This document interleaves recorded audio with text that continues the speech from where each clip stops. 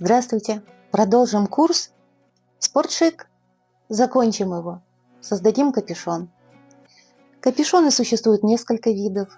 Какие вы хотите, со стойкой, с заходом один на другой, часть левой на правую. Вот. Обычный капюшон, который смыкается у нас в еремной падине. Вот. Со вставкой по центру. Или же вокруг головы. Это зависит от того, какой вы выберете. В моем костюме представленном идет капюшон с нахлестом. Одна часть находит на другую в области центра полочки на 3 сантиметра. И по центру он имеет вставку, которая имеет ширину, получается у меня 8 сантиметров. Итак, значит, что нам надо для этого? Лист бумаги.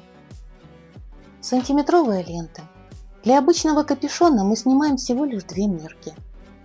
Это обхват нашей головы, который проводится.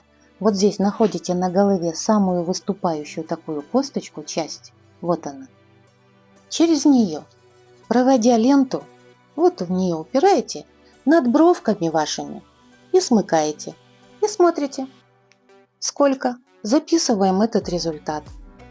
58 сантиметров. Пишем обхват головы, так и напишите ОГ. Вы не спутаете, потому что вы работаете не с обхватом груди, а с обхватом головы. 58 сантиметров. Дальше. Смотрите, замеряем высоту нашего капюшона. Как замеряется высота? Одеваете вот так вот сантиметровую ленту, часть ее закладываете в нашу впадинку, вот здесь по центру, а вторую часть приводите к ней, фиксируете. Это будет высота капюшона, но это грязная высота капюшона. Вы же должны его комфортно снять, и вы ищете для себя ту свободу, отпуская вот эту часть ленты, ну хоть бы сантиметра на 3-4, вот, чтобы он у вас хорошо одевался без проблем и снимался без проблем. Вот я остановлюсь на этой высоте. Вот так. Вот я зафиксировала. Смотрим. В моем случае это 77,5 сантиметров. Я возьму 78. Мне этого достаточно. А вы меряете свою голову. Не ориентируйтесь только на мои цифры. Я вас умоляю, потому что у всех головы разные. У кого-то много очень волос, у кого-то очень длинные и присобирают здесь в прическе. И капюшон должен все это накрыть. Поэтому вы свободу выбираете, какую вы хотите. Главное, чтобы он легко одевался и легко снимался. Проверяем. Те же 78 сантиметров. Значит, пишу ВК. Высота капюшона 78. Что нам еще надо? Нам надо взять свою выкройку. Спинка и полочка. Вот спинка, вот ее центр, вот ее горловина. Вот полочка. Я накладываю на эту полочку, на спинку, эту полочку, совмещая центры и совмещая плечики. Вот четкая линия совмещения. Сейчас я наведу ее вам карандашом, чтобы вы ее видели. Вот моя полочка, вот ее горловинка. И вот горловинка спинки. Так вот, для построения капюшона нам надо замерить длину по спинке, длину горловины по полочке и расстояние, разницу между полочкой и спинкой по центру. И записать. Сделаем это и запишем это. Ставим ленточку на ребро, замеряем нашу спинку. Вот прямо идем по краю нашей горловинки. Так как мы меряем и на рукавах, вы уже знаете, как на ребро. У меня 7,5. Пишу спинка 7,5. 12.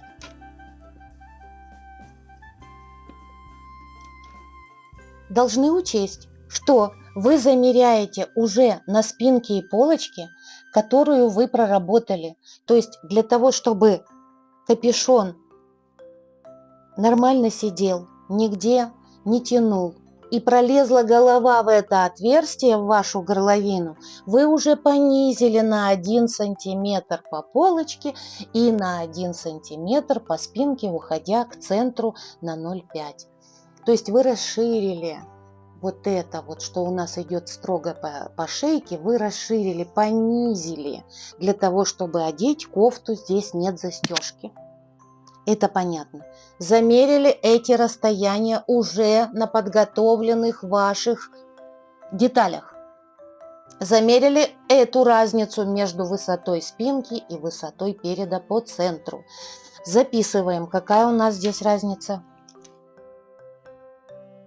У меня 6 сантиметров. Все. Мы осуществили все замеры, которые нам необходимы для того, чтобы создать наш чертеж. Строим прямоугольник. Какой он будет? Нам надо высоту нашего капюшона с прибавкой, а прибавку вы уже дали, замеряя эту высоту. Вы на себе попробовали, как он легко одевается, снимается. Это и есть прибавка. Значит, у нас высота капюшона 78. Если вы захотите другой вариант капюшона, мы построим их несколько, то вы должны взять лист бумаги, который позволит вам выйти за границы вашего чертежа где-то на 10 сантиметров. Запас такой взять. Строим прямоугольник, значит, высота у нас должна быть.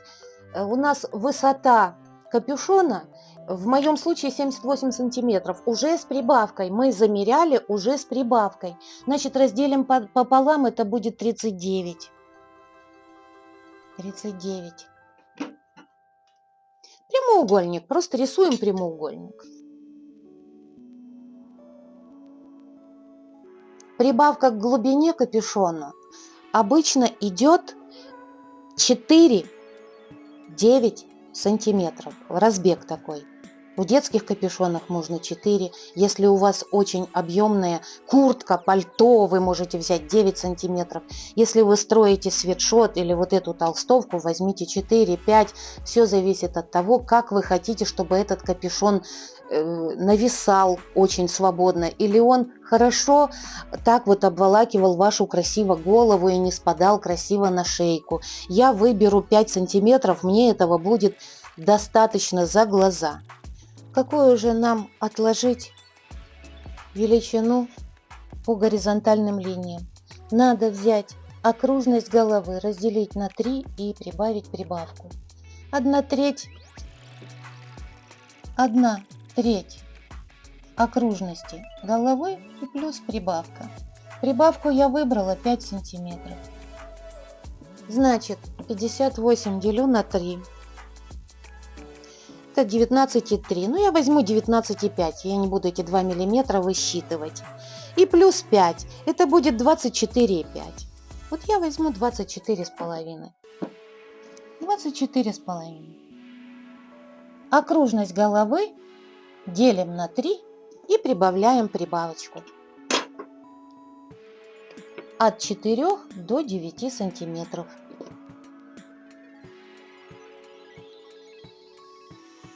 Все, начинаем строить капюшон.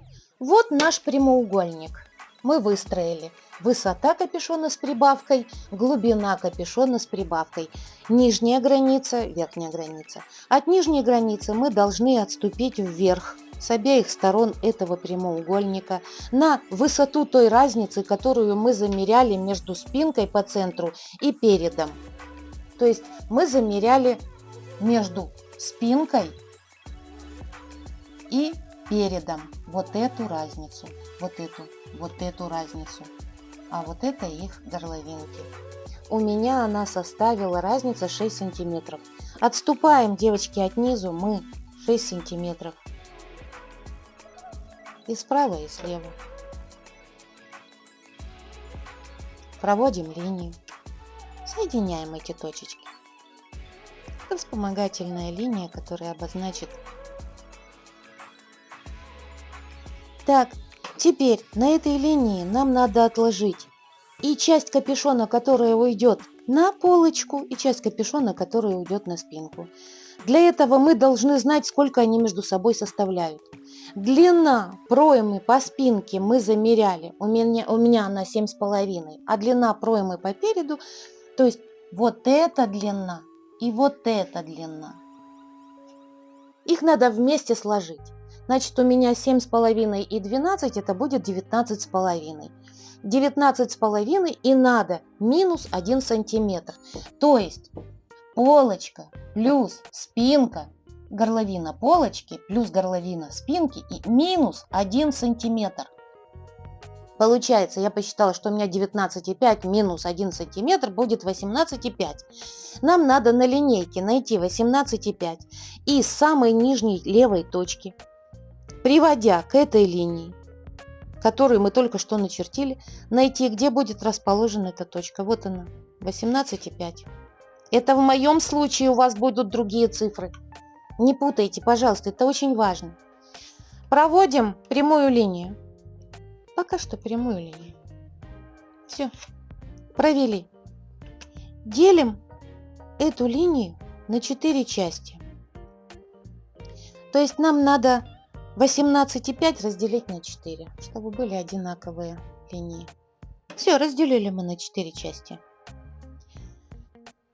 Первую точку от низа мы должны опустить вниз на 1 сантиметр. Опустили. Первую точку от второй линии горизонтали, которую мы провели, мы должны поднять вверх на полсантиметра. Подняли. Средняя точка остается неизменной. Теперь нам надо вывести, это будет область к спинке, втачаться в горловину спинки, а эта область будет втачаться в горловину переда. Нам надо плавно их соединить. Проходя через эту центральную точку, насквозь, опускаясь к понижению и уводя в угол. Вот мы нарисовали низ нашего капюшона. Вот это и будет низ нашего капюшона. Он уже не меняется. Это то, что вшивается в наше изделие. Менять мы можем эти части, но здесь мы уже ничего не меняем. Оно все подогнано под размер нашей кофты и блузы. Теперь у нас есть отрезок от нашей второй горизонтали, которую мы строили, поднимаясь на разницу между спинкой и полочкой. Надо разделить на 3 части. Меряем 33 сантиметра.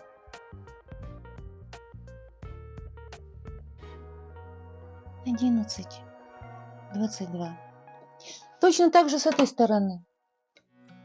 11, 22. Соедините эти точки.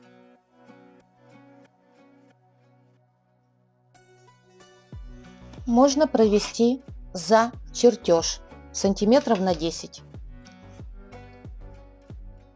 Это для того, что если вы захотите необычный вариант капюшона, который строю я, с нахлестом, а захотите со стойкой, допустим, я покажу вам, как это делается. У нас появились точки. Верхнюю часть нашего чертежа, нашего прямоугольника мы делим пополам. 24,5 в моем случае. Это будет 12,2.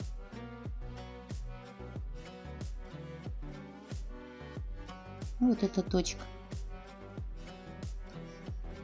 Нам надо эту точку, проходя через вот эту точку. Как мне вам их обозначить?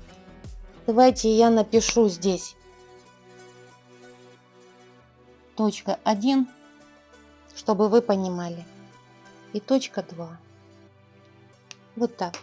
Значит, нам надо соединить найденный центр по нашей верхней линии, плавной линией с точкой 1. Кругленько. Проводя через точку 1, мы потом все откорректируем. Проводя через точку 1, нам надо плавно соединить с нашим краем капюшона, который мы уже выстроили по горловине. Вот таким образом. А затем мы их красиво скруглим. Обращаю ваше внимание, обычно в учебниках или в журналах идет здесь прямая линия. Для более лучшего прилегания я всегда здесь делаю небольшое углубление на шейке. И тогда капюшон, когда откатывается назад, у вас здесь получается небольшая стоечка, которая примыкает к вашей шее. И у вас красиво спереди, как воротничок, лежит этот капюшон. Вот и все. Соединяем эти линии.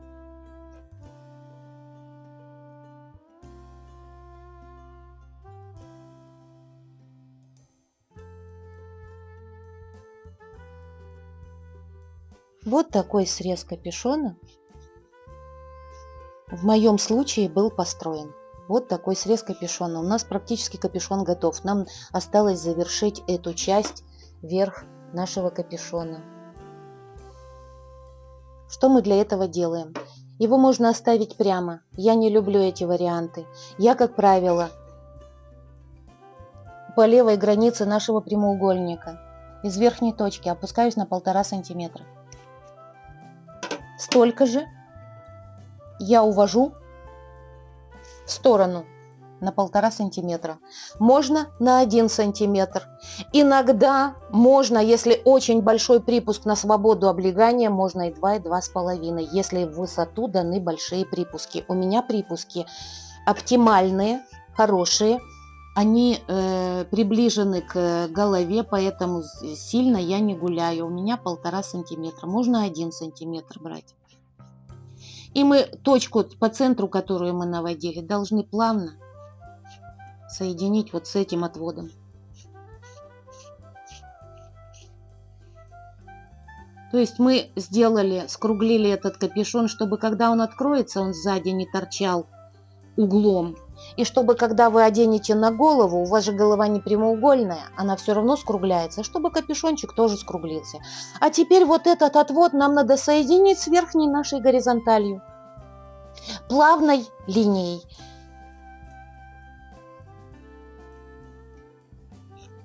Все. Капюшон готов. Это база. Это базовая основа капюшона. И из него вы можете лепить все, что вы захотите. Допустим, вы хотите иметь капюшон со стойкой, да? Хорошо. Вы должны замерить от еремной впадины свою шею, желаемую высоту вашей стойки. Если это пальто, это может быть и 9 сантиметров. Если это куртка, это пальто, это верхняя одежда, они объемные и свободные. Если это толстовка, если это какое-нибудь трикотажное платьице с капюшоном, и вы хотите капюшон со стойкой, то он может быть, у нас обычно шея, граница это 6-7 сантиметров.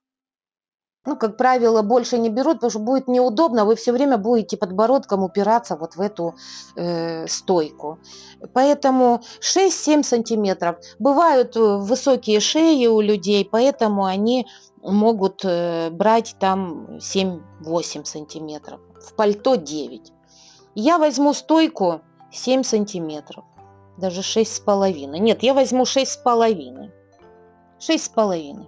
Поставила точку. Вот на нашей левой границе нашего прямоугольника. Вот здесь будет наша стойка.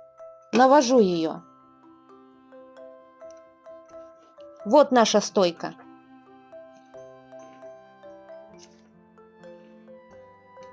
Есть.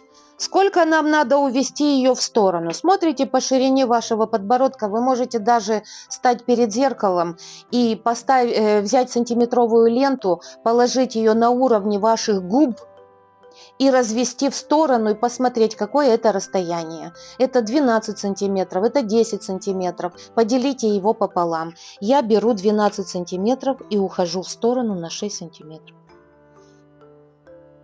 6 сантиметров. Ушла. Здесь от края я тоже отложу 6 сантиметров. Нам надо провести линию. Но ее можно вспомогательную провести вот так вот, а можно довести только вот так. только 2. Задействовать 2 горизонтали. И вот отсюда переместить наш капюшон вправо, поскольку мы этот отрезок взяли на нашу стойку, на наше лицо. Вот, поэтому мы строим уже другой капюшон. А поскольку мы строим другой капюшон, то наш прямоугольник мы должны переместить вправо на 6 сантиметров. Вот сколько вы вот здесь убрать, столько здесь добавить. 6. 6. Проводим линию.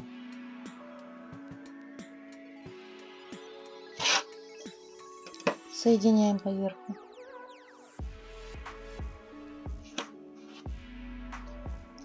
Теперь эту часть капюшона мы уже не учитываем. Мы строим другой капюшон. Это наша была база, вот она построена. Мы ее уже не учитываем.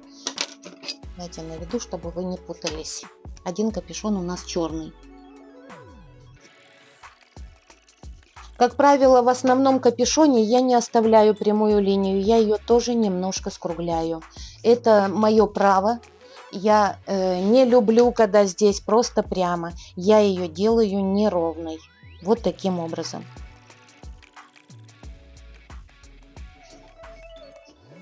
Вот таким образом. Увожу где-то на полсантиметра. Вот. И свожу вот сюда. Вот это наш первый капюшон, черный.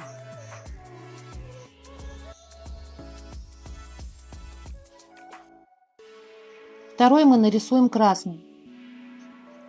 А третий мы нарисуем синим.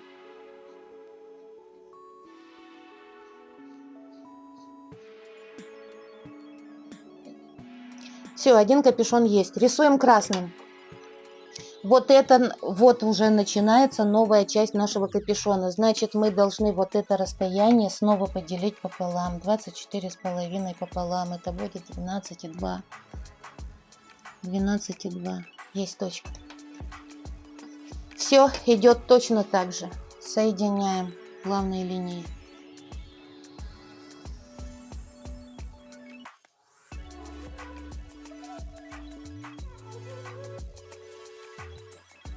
Вот здесь вы определяете по форме вашей головы. Возможно, вы здесь сделаете не таким выпуклым, а более скругленным, более плавным. Не у всех здесь вот надо так скруглять сильно, как я вот скруглила. Можно вот провести более плавную линию. Это капюшон номер 2. Перед точно так же мы делаем, как и здесь. Понижаем на 1,5 сантиметра. Отводим в сторону на 1,5 сантиметра. Соединяем центр капюшона с этим отводом.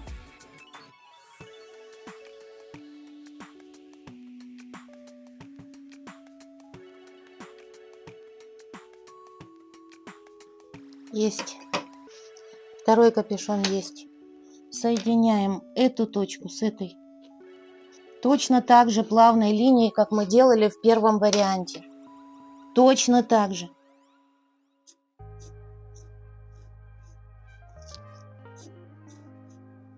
Соединили. Теперь у нас осталась вот наша стойка. Вот наша стойка. Нарисую параллельную красную линию, но вы знаете, что эта линия одна для всех капюшонов. Вот это. Чтобы вы понимали, что это стойка. И нам надо здесь плавно-плавно вывести, заходя немножко вот сюда. Выводим. Вот уже у меня есть старый мой капюшон.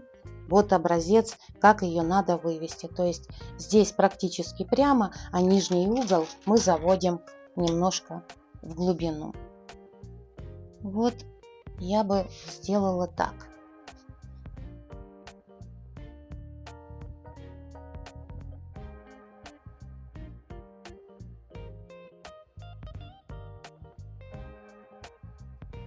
Можно больше углубить.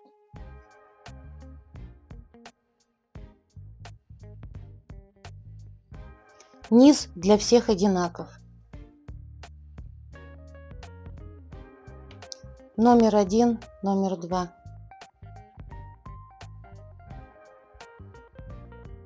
Капюшон номер 3 рисуем зеленым. Капюшон с нахлестом. Вот точно такой же, как я построила в этом костюме спортшик. Я сделала нахлест в 3 сантиметра. По нижнему краю от нашей вертикали я увожу влево, на 3 сантиметра ухожу. Моя задача соединить теперь этот капюшон, этот нахлест вот с нашей черной основной линией, потому что капюшон внахлест идет от черного капюшона, от нашей основы. Красный капюшон, он идет только со стойкой, а с черным мы можем делать все, что захотим. Вы можете уводить, повторяя горловину вашего переда, вашу полочку повторять. То есть просто отзеркалить, взять вашу полочку и отзеркалить вот этот участок в эту сторону, вот так же на капюшоне. А можете и допустимо прямо увеличивать насколько вы хотите. Но если вы увеличиваете на очень глубокое расстояние, то тогда нужно отзеркаливать по полочке. Сводим плавно эту линию вот сюда. Ничего, это я черным стала рисовать, если я хотела вам показать зеленым. Вот так. Мы рисуем плавную линию, объединяя линии. И здесь уходя на захлест. И у вас одна половинка на другую войдет, и будет, когда он обратно ляжет, будет очень красиво. Здесь можете больше углублять, меньше углублять, зависит от вашего желания. Вот. Третий вариант капюшона нарисую тоже зеленым. На любом из этой модели вы можете построить среднюю вставку, которая идет по контуру вашей головы по центру, либо вставка, которая будет идти по переду, и тут же ее отобразить на капюшоне. Выбирайте ширину, которая вам нужна. Выберем ширину. Поработаем сейчас с красным капюшоном, чтобы вам было ярче видно. Нарисую эту вставку. Она идет одинаково на любой вид капюшона, абсолютно одинаково. 4 сантиметра. Это самая красивая ширина, которая смотрится. Если вы развернете, будет 8 сантиметров, потому что сюда идет на левую часть и на правую часть по 4 сантиметра. Вы по периметру откладываете везде 4 сантиметра. Вот по периметру всей головы 4 сантиметра.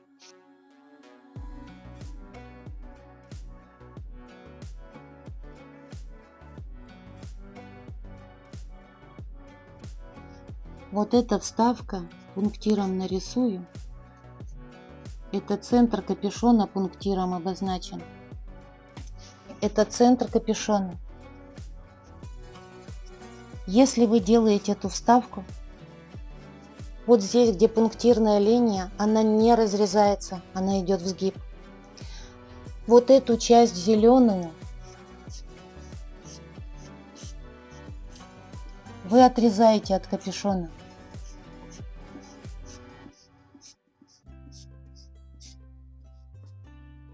Вот эту зеленую часть вы отрезаете от вашего капюшона.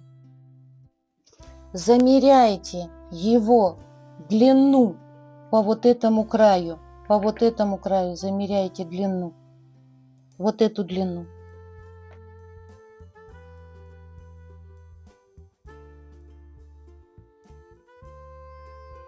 В моем случае 51,5. 51,5.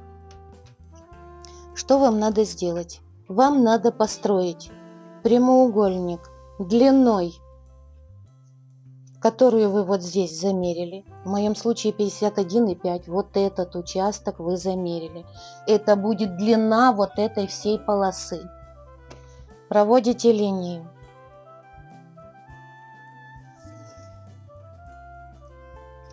(51,5). Какая ширина? 4 сантиметра здесь и 4 там. 8 сантиметров шириной.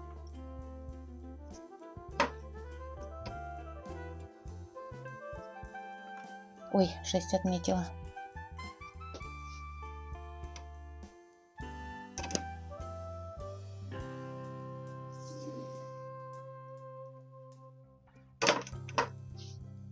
Обратите внимание, у вас вот здесь вот неровная линия, она идет немножечко с таким прогибом, да? От центра она идет с таким небольшим прогибом. Сделайте этот прогиб тоже и здесь.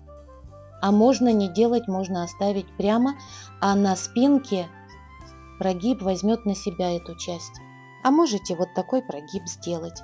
Дальше. Это низ. Это долевая. Какой будет верх? Какой будет вот этот участок? Так вот этот участок вы можете сделать прямой линией. А можете сделать как козыречек. С небольшим, там, допустим, на 0,5, на 1 сантиметр уйти вот так вот на скругление. По центру увеличить, и это будет как небольшой козырек. Можно так делать. Можно делать прямо. Других вариантов нет. Все. Вырезаете эту полосу. Вырезаете вот эту часть капюшона. Прибавляете припуски на швы. И здесь, и здесь. Здесь по контуру капюшона везде припуски на швы. Когда вы сшиваете, вы соединяете эту часть с этой частью капюшона. Вот с этой частью капюшона. Вот это. Вот это. Вот это. То, что вы вырежете, вот так будет эта часть, когда вы вырежете вот эту вставку. И вы должны везде дать припуски на швы. Везде дать припуски на швы. По линии горловины, втачивание капюшона я вам рекомендую давать не 1 сантиметр, а 1,5. Для того, чтобы удобно и красиво втачать ее в горловину, чтобы была идеальна посадка, лучше взять побольше. Учитывая футер, 3-нитку, капюшон двойной, и он идет внутри, в моем случае, из такого же футера. Никаких подкладок, никаких там тонких тканей нет. Вид должен быть на миллион, значит, ткань должна быть такая же, как основное изделие. Но если у вас ткань-компаньон белая к черному, значит, вы выбираете либо верх капюшона черный, внутри белый, либо наоборот, как вам диктует ваш дизайн. И сшиваете 2 капюшона. Когда вы это все сшили, проложили отделочные строчки на обеих капюшонах, вы должны внутри соединить эти швы между собой, внутреннего капюшона и верхнего, коротеньким стежочком здесь и здесь, или здесь и здесь, коротенькими стежками, чтобы капюшоны друг от друга не отпадали, при этом попадая в отделочную строчку снутри, с белого капюшона, в отделочную строчку сверху в черный капюшон. Скалите, прощупайте пальчиками, скалите иголочками и поставьте маленькие закрепочки, соедините этот капюшон. Затем сделайте отстрочку. Когда вы соедините между собой 2 капюшона, белый внутри и черный снаружи или наоборот, вот вы должны обработать вот этот шов. Как? Перекант сделать к изнанке, вовнутрь перекант сделать и отмерить, отступить от края 2,5 сантиметра и проложить закрепляющую строчку вот таким образом. Если у вас будет шнурок, даже если не будет у вас шнурка, оно будет красиво смотреться. Дальше, перед тем, как проложить эту строчку, если вы предполагаете люверсы, вы замеряете, на каком расстоянии от края, где вы хотите, чтобы эти люверсы были. Но они не должны быть внутри капюшона, делайте их снаружи. Это эстетичней, это правильней, иначе изнутри капюшона, когда вы его откроете, шнурки будут выглядывать вот так вот, с изнанки на лицо. Зачем это вам? Чтобы они висели и привлекали внимание. Они, когда капюшон откроется, здесь будет люверс и шнурок будет вдет в него. Перед тем, как делать отделочные строчки, вы должны здесь проклеить клеевую, которая уплотнит вот этот участок. Пробьете люверс на верхнем капюшоне. После этого вы прострочите отделочную строчку на 0,3-0,5 см от края по краю капюшона и на 2,5 дальше от края капюшона. Здесь будет продет шнурок. Даже если его не будет продето, прострочите его. Точно так же, по такому же принципу работает и вкладка, вставка по центральной части капюшона, которая идет нам на лицо. И вот здесь вы хотите без вставки, оставляете просто круглый, а делаете широкую вставку здесь. Возможно сделать широкую вставку. Желательно эту вставку делать вот здесь, не соединяя швом. Весь капюшон соединяется швом, а вставка цельнокроенная. Вот.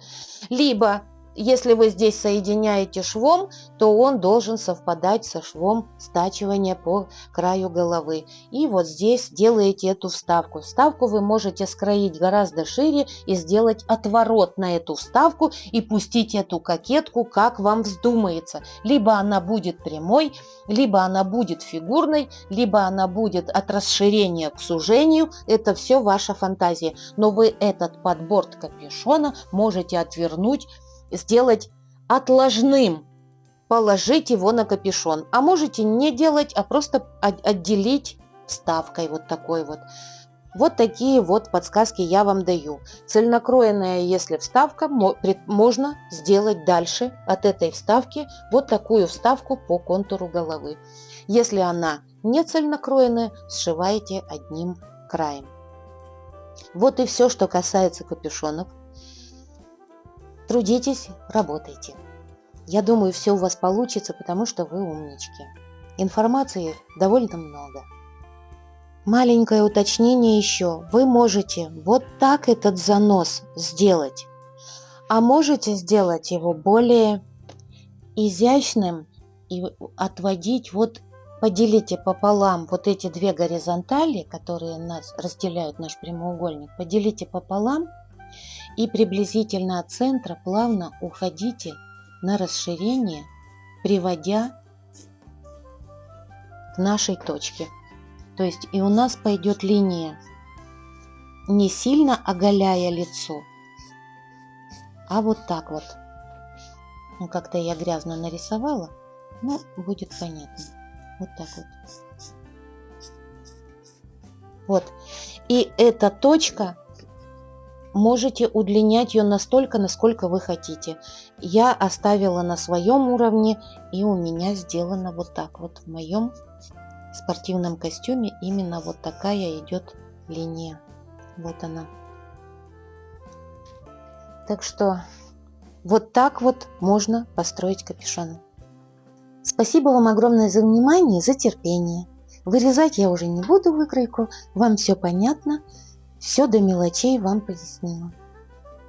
Спасибо вам за отзывы такие, комментарии. Спасибо вам за вопросы, что вы все-таки участвуете вместе со мной, что-то творите. Мне это очень безгранично приятно, ваше участие. Спасибо вам огромное. До новых встреч. Всего вам доброго.